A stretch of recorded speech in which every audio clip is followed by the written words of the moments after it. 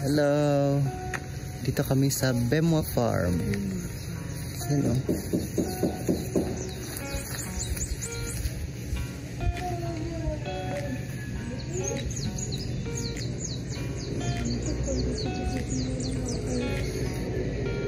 Wow. Hello and welcome back to Pierre Castillo channel.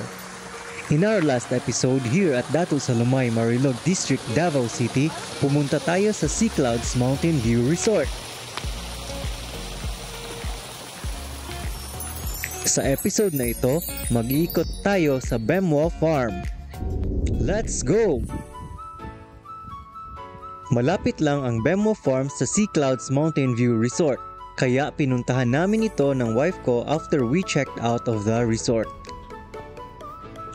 Pagdating namin, before kami nagpark at pumasok, nagbayad muna kami ng parking fee na 20 pesos at entrance fee na 50 pesos per head. And take note, consumable ito kaya pwede nyo itong gamitin kung gusto nyong bumili ng gulay or kumain sa loob ng farm. Upon entering, madadaanan ninyo ang restaurant. Nagpatuloy kami ni Angel sa paglalakad at tumiretso kami sa farm. Meron silang fresh vegetables and fruits na binibenta dito kung saan pwede ring magamit ang consumable natin na entrance fee.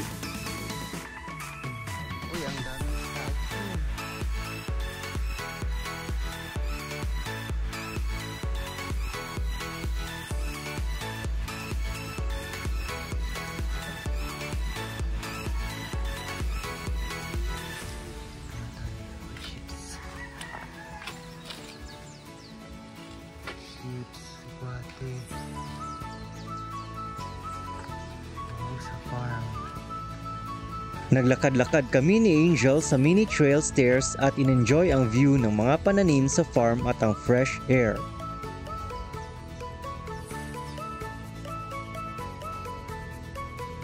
Kung may mga bata kayong kasama, meron din naman silang farm playground na pwede nilang puntahan. Marami sanang strawberries dito, kaso di pa nila season sa aming pagpunta. Watering system nila. Ayan, ang mga lines. Wow, papunta sa mga tanim. And we're here at the strawberry section. So cute. Strawberry. Meron silang tanim na sunflowers at nagpa-picture din kami ni Angel dito. Sunflowers.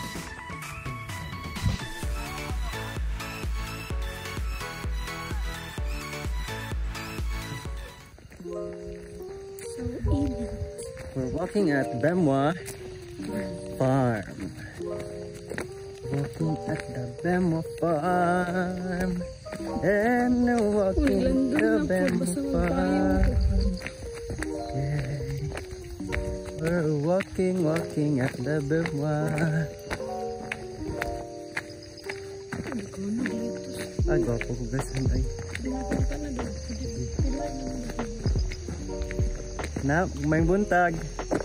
Nay, baligya ang lettuce dito sa taas, sir. Mga tagpila gani. Ay sila nagakuan sisi. Thank you. Ang daming lettuce na tanim kaya minabuti namin ni Angel na bumili after namin mag-ikot-ikot sa farm.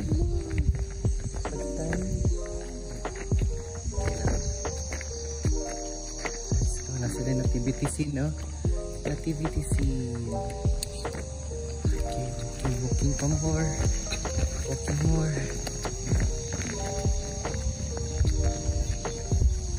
Ano pa yung tanong mo? Mga lettuce.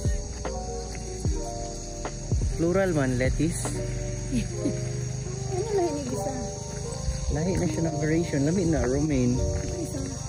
Iceberg yata. Anong tawag na?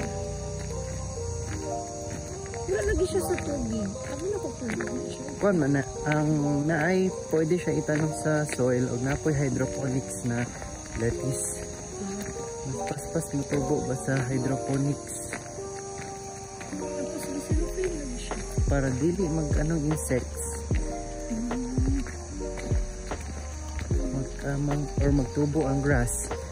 Masay tawag ni ana sa Kelly. Masa galing tawag ana oh. Kanang na ay silupin. Masay tawag ato ni Mama Katwal ay. Para di manubo ang sagbot. Na ay kalimut ko lang. Mini trail herbs. Kulit na. Ito playground.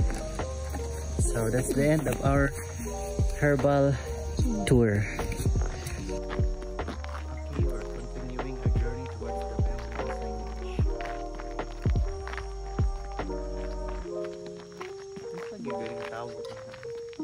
Mulching, murag mulching pero dili silupin lang siya. No, dagko. Uy, dagko guys. May million flowers oh.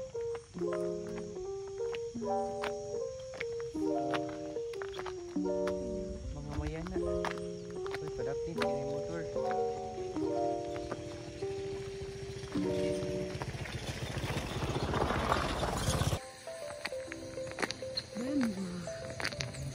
Baklay.